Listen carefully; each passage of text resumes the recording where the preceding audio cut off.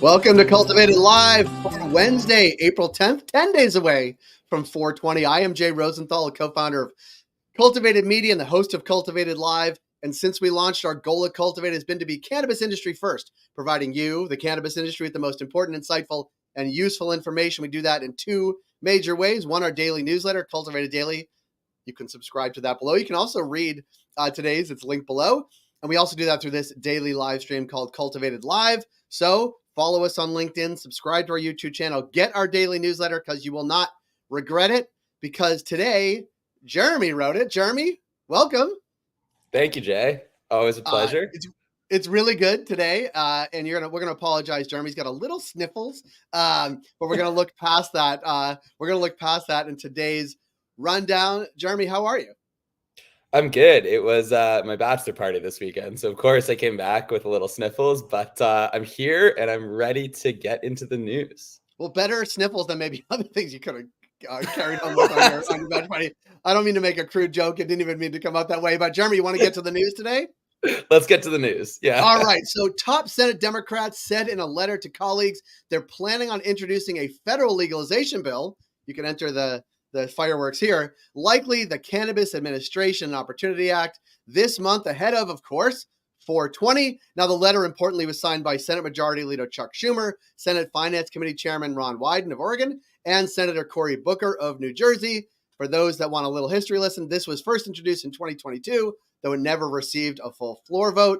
One quote from the letter: "The question today is not whether cannabis should be legal. Many states have already moved ahead. The question now is whether cannabis should be subject to the same high regulatory standards based on preserving public health and safety that apply to alcohol and tobacco." Jeremy, what is your take on the timing, the letter, the likelihood? Let's say that.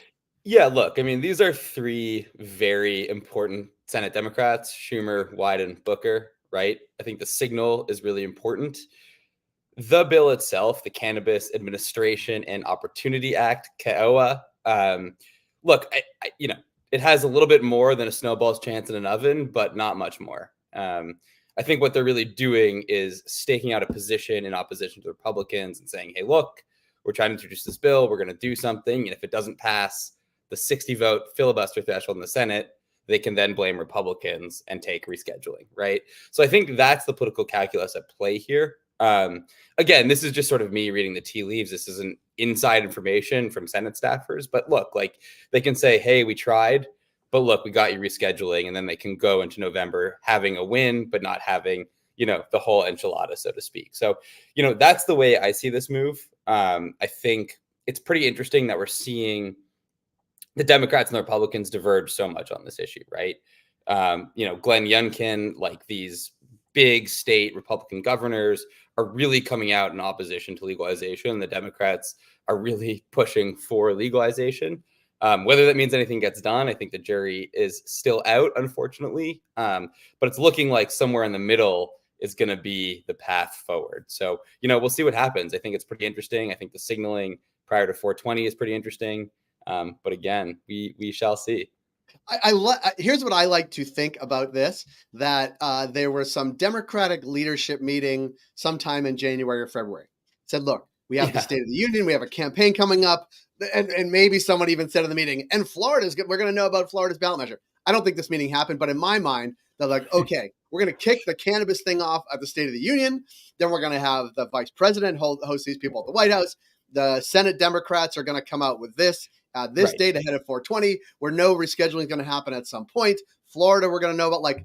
I think that's probably giving too much credit to the Democratic thinkers and planners, but it has rolled out that way. And I would say abortion being the number one issue that sort of divides Democrats and Republicans going to the ballot in November, and the candidates themselves. Cannabis appears to be talked about a lot. We follow it a lot, but there is a divide. I mean, you mentioned Youngkin, but also obviously DeSantis in Florida that has it on his ballot.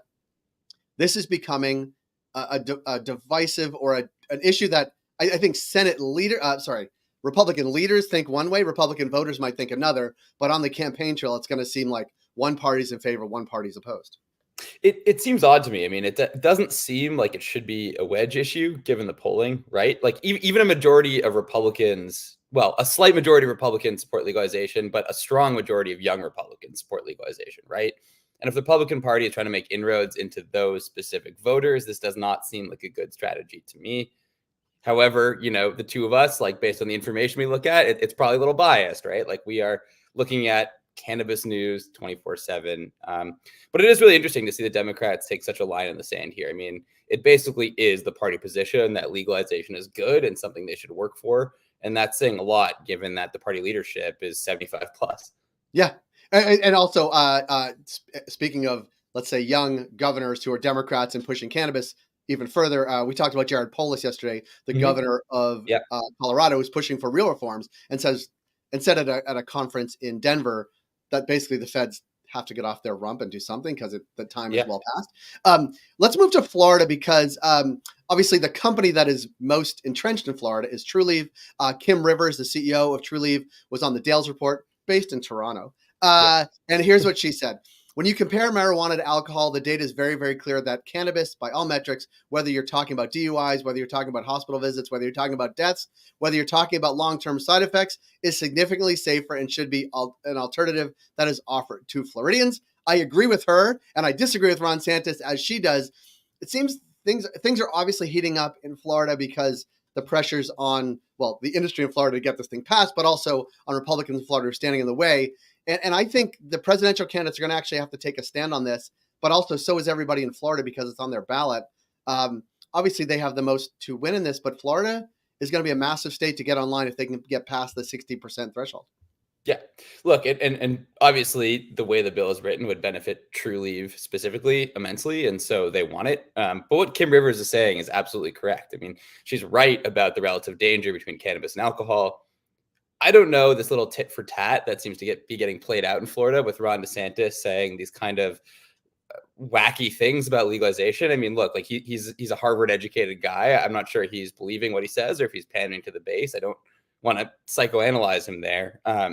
What is really interesting is that a lot of Florida's cannabis industry are both Republican voters and Republican donors. And so the way that this is going to play out, I think, is going to be very interesting. I mean, Trulieve themselves have given to Ron DeSantis's campaign.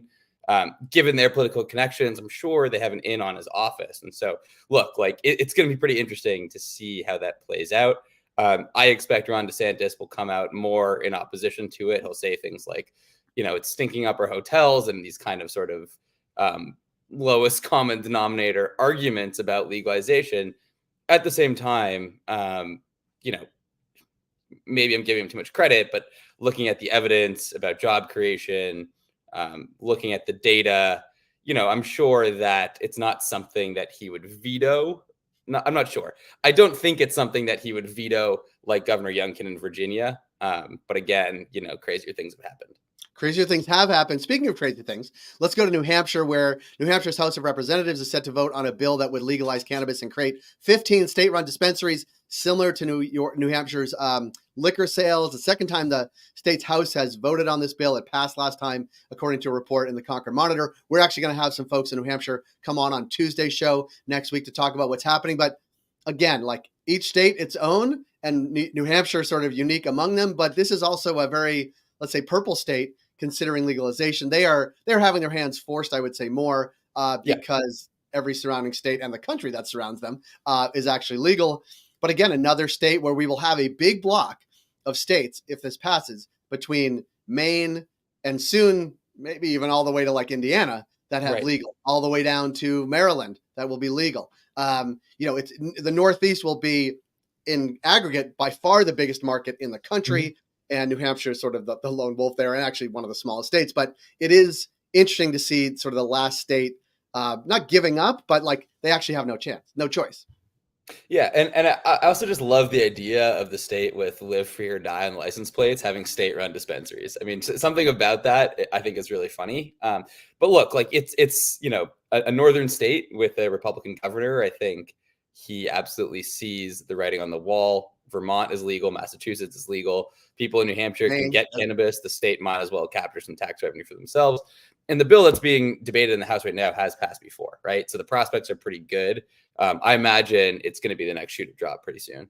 Yeah, and we'll get the on the ground info from the trade association up in New Hampshire. I know there were some interesting conversations last time we had them on about, can the state actually run cannabis stores? Can the state be in the position of actually being a franchise or a franchisor to franchisees? We'll cover all that and where it's happening in New Hampshire next week. But interesting movement there. But also to Massachusetts, cannabis sales growth in Massachusetts, partly from New Hampshire, it actually slowed in March. According to statistics from the Cannabis Control Commission there. Dispensaries in the state sold about 154 million worth of cannabis last month. Still a pretty good clip, even though it might be down, might be seasonally down. My sense is we'll see an uptick in April due to 420, but also nicer weather in April. And then importantly, Minnesota, they are set to expunge over 60,000 cannabis-related misdemeanors by May. This according to Star Tribune. Again, this is all in effort to legalize probably what we heard from our friends in Minnesota, legalize. They've already legalized, but actually get stores up and running in 2025. But they are also following, obviously, what the Biden administration has tried to do, but also what is happening in Massachusetts. I like these sort of blanket pardons. Let's just get it done. Yeah. I mean, look, like Minnesota's leading on that, right? 60,000 people, that's a huge deal. Even though they're just misdemeanors, it's still a huge deal for them. And the state putting in the effort to do that, I think, is a huge signal to other states that they can do it too. Yeah, and the sky doesn't fall. Yeah, the sky doesn't fall, exactly. Yeah. Speaking of the sky not falling, when you legalize, one thing that I wanted to talk to you about, and we talked about it a little bit yesterday with Brad. A few weeks ago, we wrote in the newsletter that Mitt Romney, Pete Ricketts, and Jim Risch, three important Republican senators, wrote like a breathless letter to the DEA saying, if you reschedule, we're going to run afoul of the United Nations Single Convention on Narcotics, Drugs, and you ought to take this very seriously. We ought not to run afoul of this treaty of which we are signatory. You wrote in the newsletter at the same time, well, Canada and Germany have gone forward, and we had never heard of the UN actually cracking down or even being concerned about it. That was when you wrote about it a week and a half ago. Then Justin Trudeau gave an interview on French TV, who was actually asked about cannabis legalization and if he had any regrets. And he said they were concerned about running afoul of the UN Single Convention on Narcotics and Drugs and have heard nothing from the UN. Yeah. So what you wrote was really prophetic a couple of weeks ago. But now it's been sort of bolstered by a head of state saying, we actually haven't heard anything. They don't seem that concerned. Now that, not that we're talking about it, but when the prime minister says it, it raises the level. Like, do you think actually the UN is now going to be a little bit more cautious or actually place a call to the DEA? Or do you think this is still like, it's not a big deal? The DEA ought not to consider it. I think the short answer is A, it's not a big deal. B, the US should do what the US is going to do without listening to the UN. And that should be the Republicans' argument, right? Like, it's surprising to see Mitt Romney say, oh, let's listen to this international body on top of the federal government, right? Like, that's surprising to me. Number three, right? Germany and Canada are large economies. They're not US size, but they're big enough that it should have raised alarm bells at the UN. It didn't. Number four, the treaty was signed in 1961. My parents were born in 1961. It's an old treaty. Just because the law is old doesn't mean you shouldn't enforce it, but it does mean that when things are 63 years old, they do need a little bit of updating. I think. Are you talking about your parents now or the rule? Yeah. I'll tell my dad he said that. So look, I think there is one specific nuance here with particular respect to the US that I want to make clear is that it is hard-coded in the Controlled Substances Act that they need to adhere to these UN treaties. So there is some legal thinking that they would need an act of Congress to actually remove cannabis from the schedule. But look, Congress could do that, and the jury is out on that legal thinking, right? Like, a lot of people don't believe it. They think that Schedule 3, that hard-coded rule wouldn't actually apply to the Schedule 3 shift because it's not fully removing it. It's just moving it to a lower schedule. And so, look, I think this is an argument to me that is grasping at straws. And I think, the sort of breathless anti-legalization groups going about this argument and saying that this is the nail in the coffin for legalization, it's like, that's them flailing, right? Like, this is not the thing that's going to bring down legalization. This is not the thing that the US is not going to legalize for, but sure, it's something they should pay attention to. It's something that Congress should fix. And at the same time, I just think it's a very if this is the argument that Republicans and anti-legalization groups are relying on to stop legalization, it's a very weak argument. There could be a lot stronger things they're going for, and the fact that we're here, means we're in a good spot for legalization happening. The only thing that may be weaker is the smell of cannabis, but that we're going to leave that to Ron DeSantis and some others. Others. Gentlemen, I want to thank you for joining us here today on Cultivated Live. Again, please subscribe to our newsletter at cultivated.news. Jeremy's got it on his shirt as well, so it's easily findable. Follow us on LinkedIn if you're watching us here. Smash the subscribe button if you're watching us on YouTube. I'll be back here tomorrow at 10 a.m. Eastern with Krista Raymer from Vitrina Group, the foremost cannabis retail consultancy. We'll talk about how some of these things actually affect cannabis retail when it's talked about so often, but also we're heading into 420, so I'm sure she's got interesting insight about how dispensaries are preparing. Please do buy cannabis at your local dispensary in Brooklyn or wherever you happen to may be today. Jeremy, thanks again. We'll connect with you next week. Thank you, Jay. Got it.